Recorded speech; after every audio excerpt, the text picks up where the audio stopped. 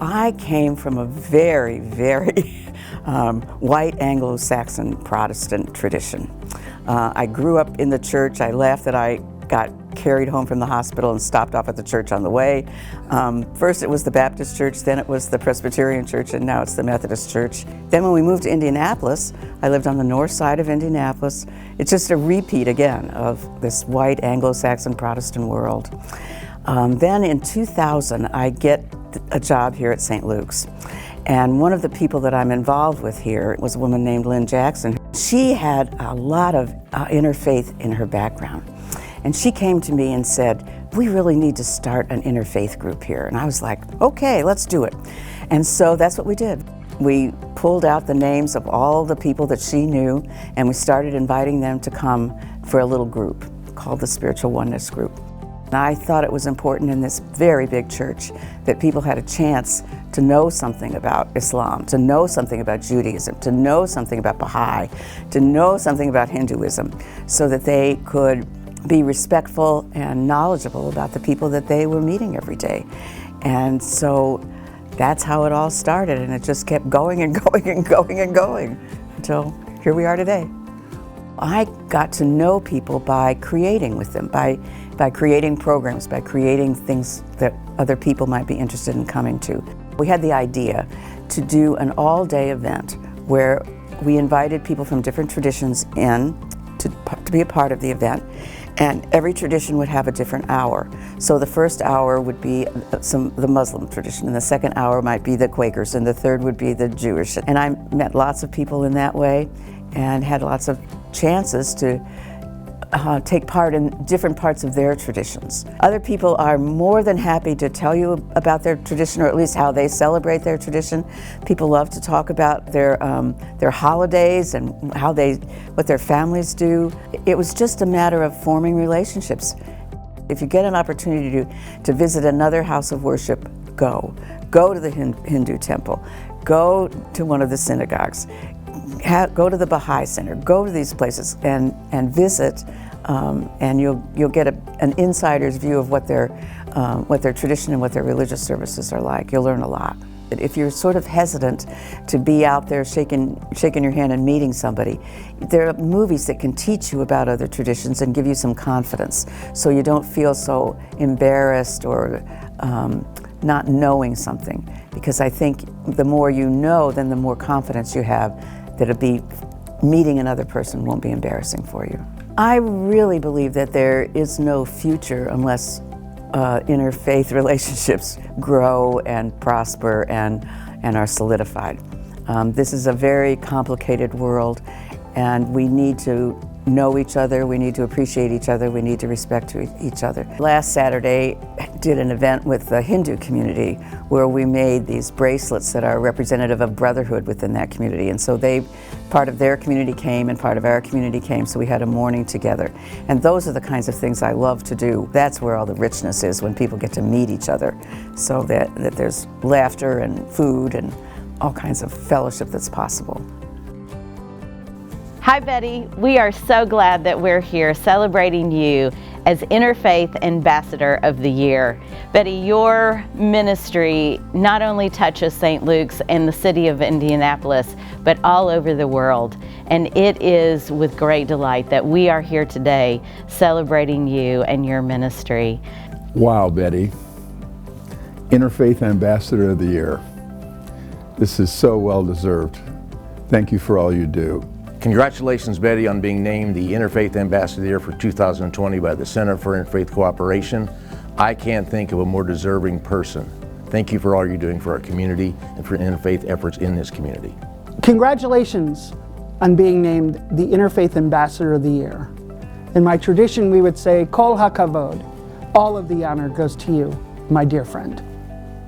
So I want to congratulate you on being the CIC Interfaith Ambassador for the Year.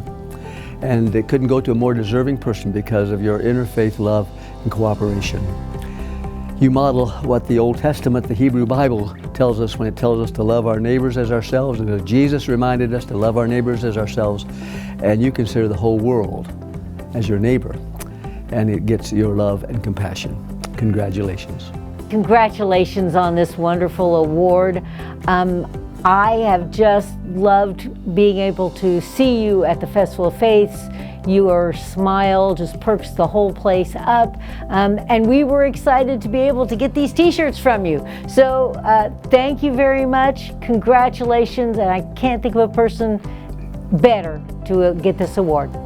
Betty, you've had an immense impact on our community, bringing people of different faiths together, building goodwill and harmony among us, making us better members of the human family. Thank you and congratulations on this well-deserved award.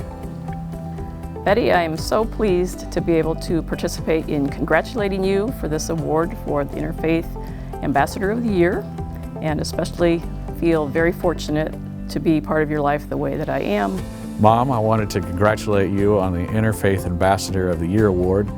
I can't think of anyone else more deserving than you. Anyone who has encountered Betty's smile has felt the force of something far more profound and transformational, and that is her joy. Her joy sets the bar far higher than coexistence or simply seeking common ground. It creates warmth and welcome and community. In the most ancient of Hindu scriptures, the Rig Veda, we are told to let noble thoughts come to us from every side. Betty is a vibrant example of what we can achieve when we do that. Knowing Betty has widened my world and filled it with friends. So congratulations, Betty, and thank you. We are very happy to award the Interfaith Ambassador of the Year to Betty Brandt. I have been particularly touched by her leadership and her sensitivity to interfaith issues through the Spiritual Oneness group that she leads at St. Luke's. So Betty, thank you so much for your leadership in that group. We pray that you have many, many more years where you can continue to contribute to the interfaith efforts in the Indianapolis community and beyond. Hi Betty, it's me, Lynn, and Bill, and we're at the beautiful Hindu temple in Ashram, Radha Madhav Dham. It is a place where people come for divine unity consciousness of Krishna. It's an integral part of the interfaith community, so it's so appropriate tonight. They're involved with the compassionate service of the community, and they strengthen multi-faith relations. Now we're going to move over to another shrine so Bill can talk about how wonderful you are. Betty, today is a beautiful sunny day with breeze in southern Austin. And I can tell you, I think of you and all the wonderful things you are. You're compassionate, you're brilliant, you're thoughtful, you're visionary, you're patient. But the one thing that you have that nobody has like you, and that is you know how to hug. You are the world's great hugger. And if you were here, we could give you the biggest hug you've ever had in your life. I might add that you're also courageous and humble and resilient and adventurous and gaudy. We love you.